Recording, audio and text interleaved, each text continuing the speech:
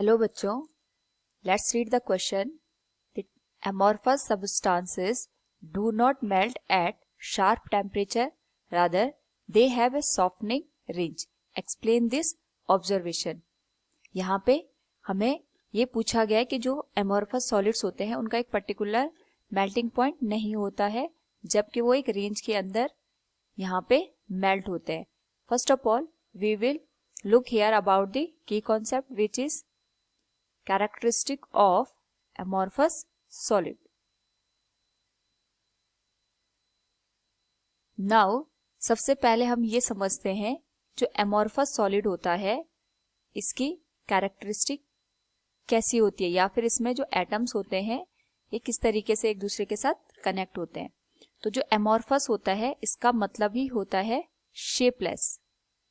इसका मतलब हो गया जो भी amorphous solid होगा उसमें जो पार्टिकल्स होते हैं उनका एक पर्टिकुलर पैटर्न या स्ट्रक्चर नहीं होता है. वहां पे जो पार्टिकल्स होते हैं एक दूसरे के साथ रैंडमली कनेक्टेड होते हैं, यानी जो इंटरमॉलिक्यूलर यहाँ पे बॉन्ड बनता है वो एक रैंडम बनता है, जिसकी वजह से जो सॉलिड्स होते हैं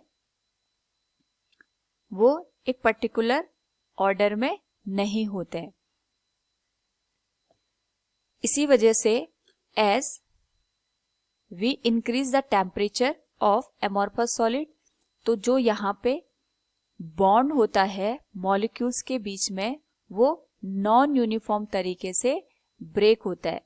और अगर यहाँ पे नॉन यूनिफॉर्म तरीके से बॉन्ड की ब्रेकेज होगी तो जो ये मटेरियल होता है एमॉर्फस सॉलिड का ये एक साथ यहाँ पे मेल्ट नहीं होगा. तो अगर यहाँ पे एक साथ मेल्ट नहीं होता है तो हम कह सकते हैं कि इसका एक पर्टिकुलर मेल्टिंग पॉइंट यहाँ पे एग्जिस्ट नहीं करेगा.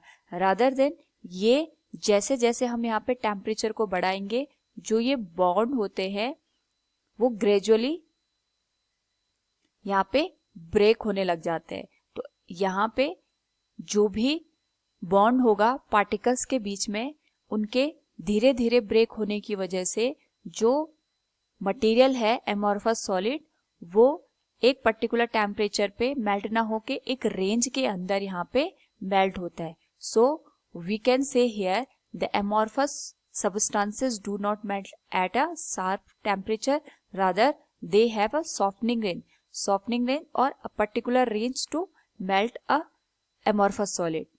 Hope all you understood it. Thank you and best of luck.